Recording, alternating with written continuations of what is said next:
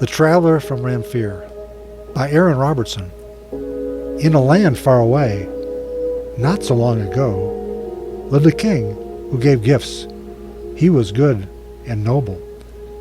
The gifts that he gave were not set on a shelf, but the kind that go deep and make oneself. To some he gave tallness, while others were small. To others ability to throw and catch ball. Some he made art-wise, to draw or to act, while others were skillful, they just had a knack. Whatever the gifting, the king knew most well, and just how to give them, he knew where'd they dwell.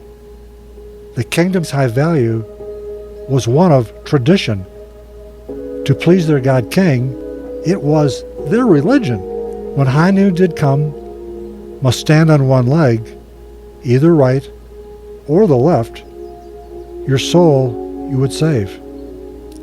The king had commissioned for those he'd so gifted to carry this mission, religion, tradition. A traveler, the name that this one was given, to carry the message of this high noon living. The kingdom did flourish, so long as they each remembered their giftings and shared with the least. A traveler who lived on the outskirts of kingdom woke up in the night. His ears, they were ringing.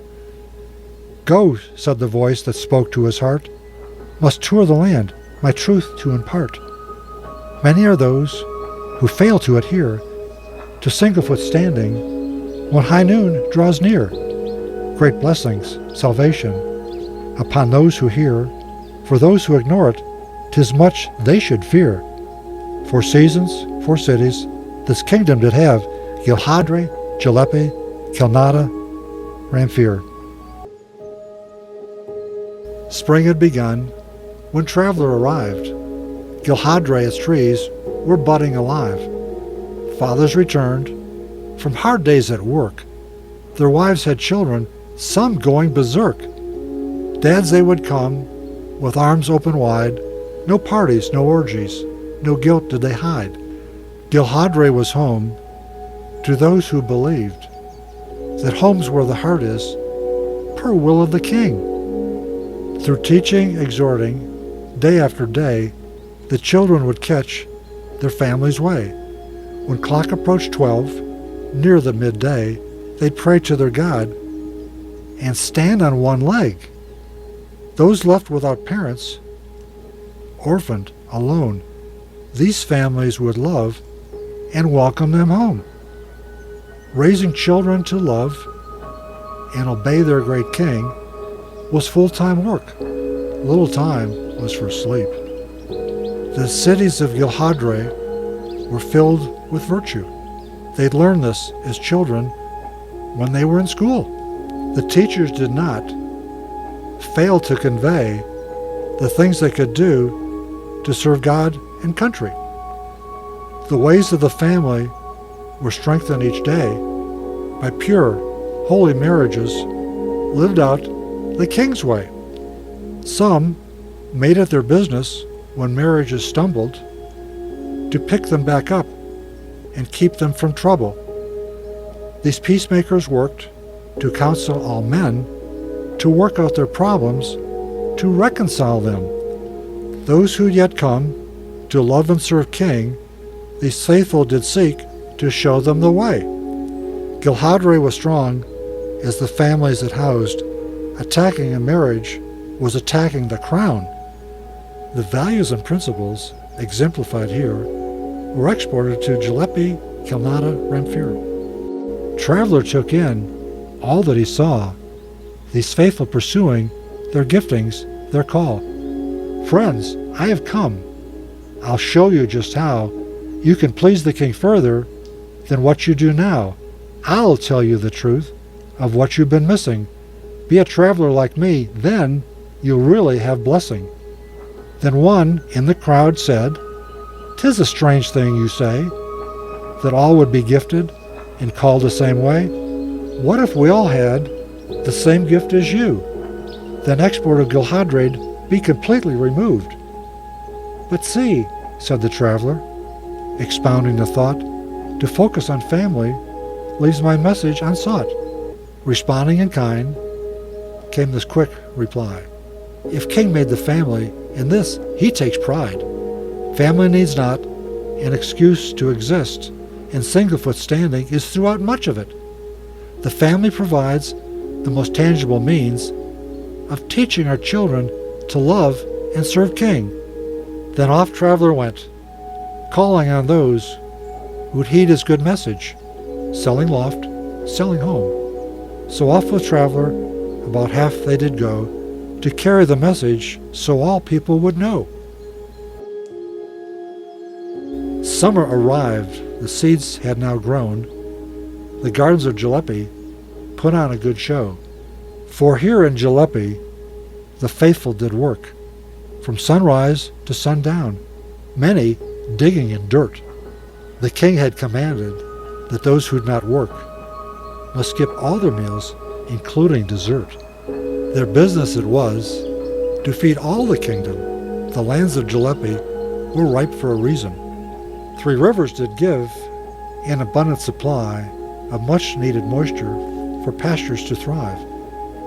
Enterprise, business, invention, and chore made Jahlepee the richest, the ripest, and more. Some knew when children were sick, not okay, they'd give them an apple and send them away. Their gifts did bring healing. These doctors they were, the ones that sought healing through medicine cures. They'd work and they'd study a virus and then come up with an antidote, bring healing to men. Employing their giftings did turn out to be a full-time job. Little time was for sleep. Some used their wisdom in business to see the growing of money. It grew like on trees.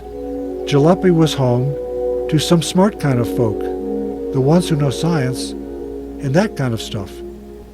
Gifted with knowledge for how things did work, they used their keen insight, so machines did the work.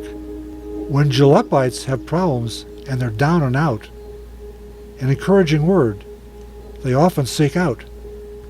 Early mornings, late nights was their daily grind. It sometimes pressed heavy, would weigh on their minds. Despite repeat failures of endeavors and crops, these faithful thank King for all that they got. Save for the actors, the singers, the arts, and those who bring humor, they'd all might lose heart. Lovely paintings and art, lifted heart, lifted soul, much like a medicine, they soothed and consoled. Those who'd yet come to love and serve King, these faithful did seek to show them the way. Its giftings were meant to share with the kingdom, not given to wealth, the arts, or to healing. The traveler took in all that he saw, these faithful pursuing their giftings, their call. Friends, I have come, I'll show you just how you can please the King further than what you do now. I'll tell you the truth of what you've been missing. Be a traveler like me, then you really have blessing. Then one in the crowd said, "'Tis a strange thing you say, that all would be gifted and called the same way. What if we all had the same gift as you? Then export of Jahlepee'd be completely removed." "But see," said the traveler, expounding the thought, "to focus on vocations leaves my message unsought." Responding in kind came this quick reply. If King made vocations, in these he takes pride. Vocations need not an excuse to exist, and singlefoot standing is throughout much of it. Vocations provide the most tangible means to influence culture and provide for our needs. Then off Traveler went, calling on those who'd heed his good message, selling loft, selling home. So off with Traveler, about half they did go, to carry the message so all people would know. Autumn amazing, in colors it blazed. To Calnata, the trucking traveler came. Officials, policemen, judges and such were busy at work, doing justice. Governing people with nobility was full-time work. Little time was for sleep. Crime was a business that never had flopped. It tended to increase, not naturally stop. Candles would burn when the sun wasn't shining. Crime never slept, so the faithful kept going. There were men who made laws designed to help those to do what was right and punish evil. When questions arose with disputes between men, sitting judges applied law, bringing justice for them. To discern what was true in the cases they tried required great wisdom. On this they relied. When anarchy-loving lawbreakers of men flaunted the law, out came policemen, enforcing the law per will of the king. To right what was wrong, a noble calling. Those throughout kingdom who failed to self-govern were brought to Calnata, where law would instruct them. Reminded that all must pay for their actions, this tended to mellow the hardest among them. Returning with lessons they learned deep inside, some learned to fear king, their hearts were made right. When threats from within were silent at night, threats from without came out in the light. Warring factions of men approached the king's wall. Military men destined them for a fall. Those attacking the kingdom refused to submit to the ways of the king, for they hated them. Sad that these men loved all that was false. Stopping them was, nonetheless, their real job. The orphans and widows and weak among men were often oppressed by those stronger than them. In Calnata, oppressors of widows and such, enslavers, connivers, were all out of luck.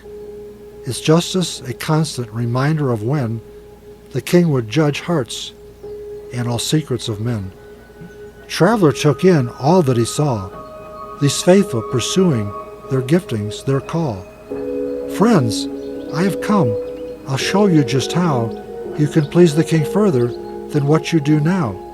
I'll tell you the truth of what you've been missing. Be a traveler like me, then you really have blessing. Then one in the crowd said, "'Tis a strange thing you say, that all would be gifted and called the same way. What if we all had the same gift as you, then export of Calnata'd be completely removed?" "But see," said the traveler, expounding the thought, "to focus on justice leaves my message unsought." Responding in kind came this quick reply, "If king made the government, in this he takes pride. Justice needs not an excuse to exist, and singlefoot standing is throughout much of it. The government provides the most tangible means of restraining man's evil, king's goodness to see." Then off Traveler went, calling on those who'd heed his good message, selling loft, selling home. So off with Traveler, about half they did go, to carry the message so all people would know. Winter had come, and Traveler arrived.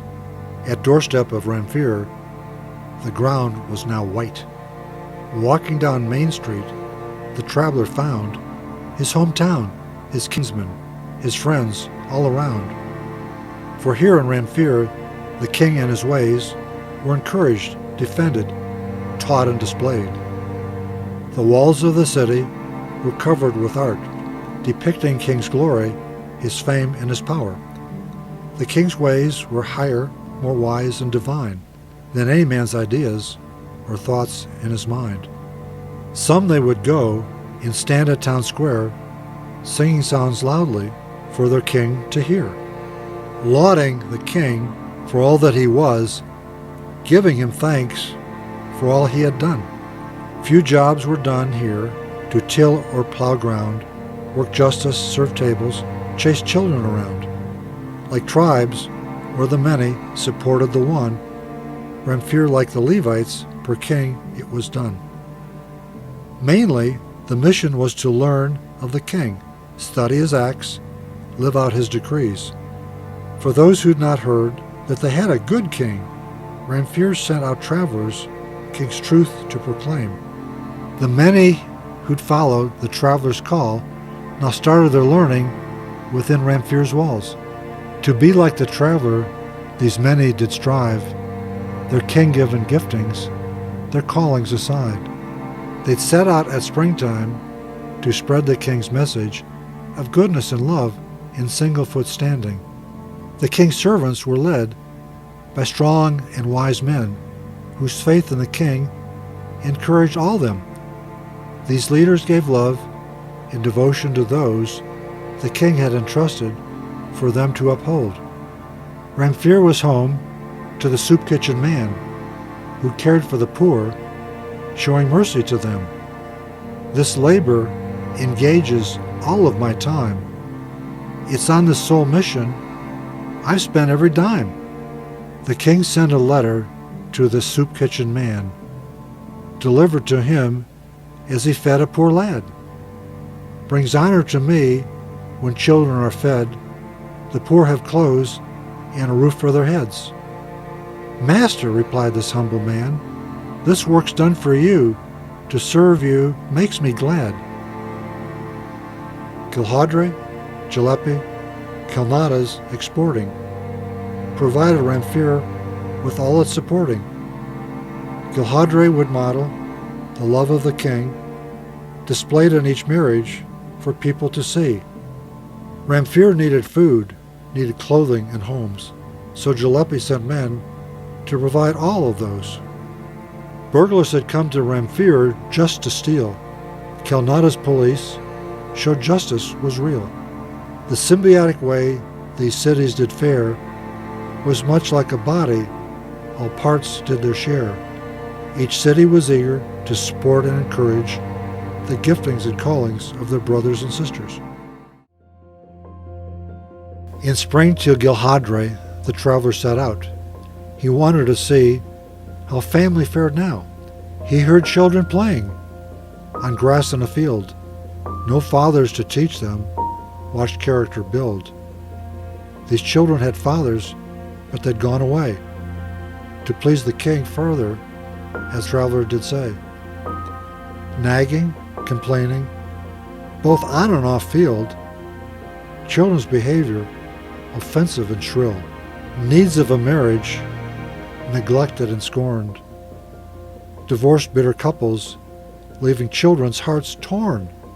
Instead of a home with a mom and a dad, alternative couplings were now a big fad.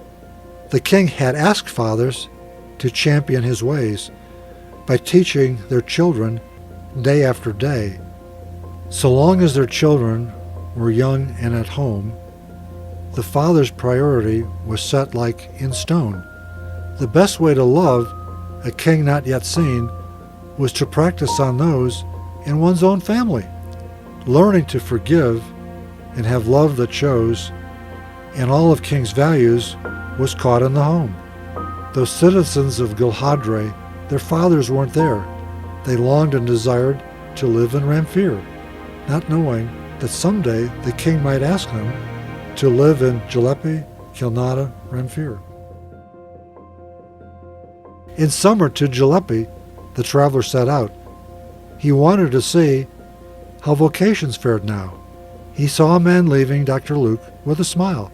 His illness addressed, he'd be good for a while. Walking some more, the traveler did notice a line mile long for this doctor's office. Being the only doctor around meant many were ill. Their bodies weren't sound. Those gifted in aiding the body to heal had gone to Ramphere as traveler appealed. Where doctors once practiced their sound healing ways, now sickness, illness, disease had their way. Adversity had always been in Jahlepee, but humor and art had a way of uplifting. The songs of the joyful, the artist and such, had ceased when they realized their gifts were not much. The many who'd thrived on resource creating abandoned their business, which now was bankrupting. No resource created, no resource to share, the idle Jahlepee had now become bare. Traveler needed a new pair of shoes. The soles of his feet were feeling abused. Jahlepee had shut down its shoemaking plant. Traveler now needed to make them from scratch. Instead of traveling about to save souls, he had to spend time to find Dr. Scholl's. Those citizens of Jahlepee, their workers, weren't there. They longed and desired to live in Ramphere, not knowing that someday the king might ask them to live in Gilhadre, Calnata, Ramphere. In autumn to Calnata, the traveler set out. He wanted to see how justice fared now. Traveler gazed at the seal of the city, then noticed a change. Something was missing. Instead of truth and justice for all, the law had been changed and excluded the small. The weak and the vulnerable, downtrodden of men, were beaten, forgotten, then left for dead. Men were empowered to enshrine into law disdain for the king, his ways, and his power. The faithful who'd held back the waves of man's evil had put down their gavels and fled to the steeple. Negligence had now created a way where good was called evil and evil held sway. A dangerous weapon the law had become, like handing the enemy a full-loaded gun. Should king's truth not mean justice in this time, in this place? Questioned the people as crime had its way. King cared about truth in all of its forms and how it affected society's norms. The king implemented the high noon mandate, yet never required a particular leg. Some in kingdom did take liberty to define into practice a specified way. Some were right-leggers, while others were left. To cross them would mean you'd not be their friend. For them the minutiae took center stage, while justice and mercy, they just had to wait. Once drowning man was calling for help, king's servants debating the right or the left. We must confirm shared religious beliefs before joining for life, justice, mercy. Man was now near to his imminent death. A stranger reached out and lent him a hand. Climbing the shore, the rescue man said, "Had it been for king's servants, I'd surely been dead." They'd strained at a gnat. It swallowed a camel, mishandled king's words, and left them in shambles. Those citizens of Calnata, their officials weren't there. They longed and desired to live in Ramphere, not knowing that someday the king might ask them to live in Gilhadre, Jahlepee, Ramphere. In winter to Ramphere, the traveler set out. He wanted to see how king's ways fared now. Nearing his hometown, the traveler expected to find all things well, just as he'd left them. Surprised he became as he learned with some horror the king's ways neglected in chaos, disorder. All time in Ramphere was now spent addressing the outflow of problems and shortage of blessing. The faithful had thoroughly failed to live out the plan for the kingdom the king had laid out. Calnata itself became such a burden. Its laws did restrict Ramphere from its mission. The soup kitchen man had to shut down his house. Calnata's new laws had crowded him out. The Helsar had invaded his home, found one spore of mold, and shut the place down. Must cease from your doings, your toil, your care. You've not got a license to love and to share. Taking king's giftings and ranking them had severe, unintended, and grave consequence. Traveler came to the door of his house. He needed to rest and lay his head down. A fire he started. It warmed up the room. He looked out the window and stared at the moon. Soon he was sleeping, for it was now dark. No sound in the house, but save for the sparks. Traveler dreamed he'd been on a journey, then woke in the night. The house was now freezing. The fire had faltered, no heat in the house, but Traveler was glad he was awake now. For there in his dream, he'd gone town to town, causing king's servants to lay their gifts down. Traveler interpreted the words of the king to mean he'd been given the highest calling.